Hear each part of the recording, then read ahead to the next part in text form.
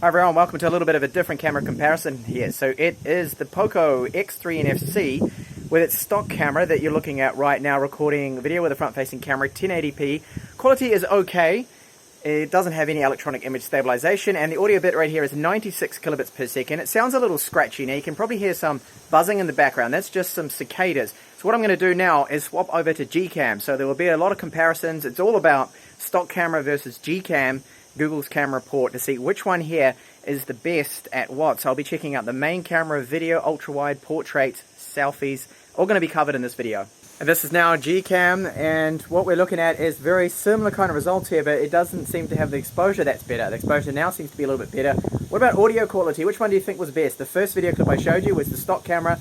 This now is GCAM. Let me know down in the comments here which one for the front-facing vlog quality is the best here. So this right here is 4K with the stock application here, and we have reasonably good stabilization. When I pan around, you do see a few jutters coming through. And I'm just going to jog ahead a little. And now I'll swap over to the GCAM and see if the video quality is better. It certainly has better audio quality, as you'll hear, high bit rate. So this is GCAM. It's 192 kilobits per second, the audio quality here, versus the 96 we have with Xiaomi's, and it doesn't seem to have so much of that panning jutter when I pan around. Now there is a bit of wind noise coming through because it's a little bit windy here, and just jog ahead. Which one do you think has the best stabilization, best overall video quality? I think it's actually probably the GCAM here. It just seems so much smoother with the pans.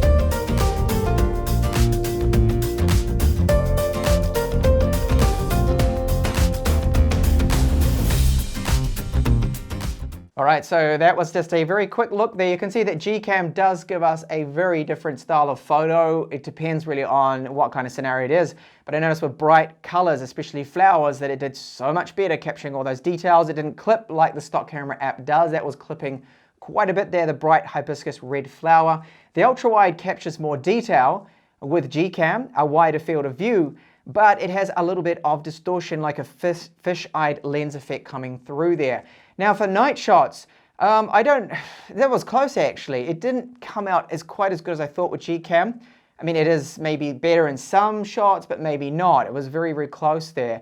Now with the video as well, I think audio quality with the 4K looked better. Stability on the 4K maybe a little bit better as well with GCAM, but certainly when I was panning around, there was less of that judder coming through when you pan with the 4K using GCAM. You can set a higher bit rate as well, and the higher audio bit rate I think made it sound a little bit better there. So overall it's worthwhile testing it out, but I want to actually warn people as well that GCAM, the current ports that are out, we need a little bit more time. This is such a new camera, system that's coming out on this new phone, of course, as well, sorry, that the GCAM is a little bit unstable there. It crashes a lot when you go to 2x digital zoom. It's in fact, that's the ultra wide, and when you click on the ultra wide in GCAM, that's actually the macro camera there. So there's a lot that needs to be tweaked.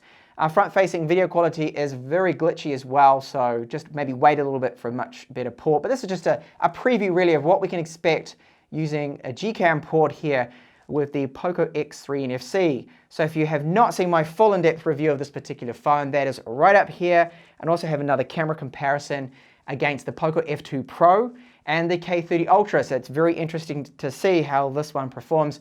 And thank you so much for watching, and I hope to catch you back in the next one.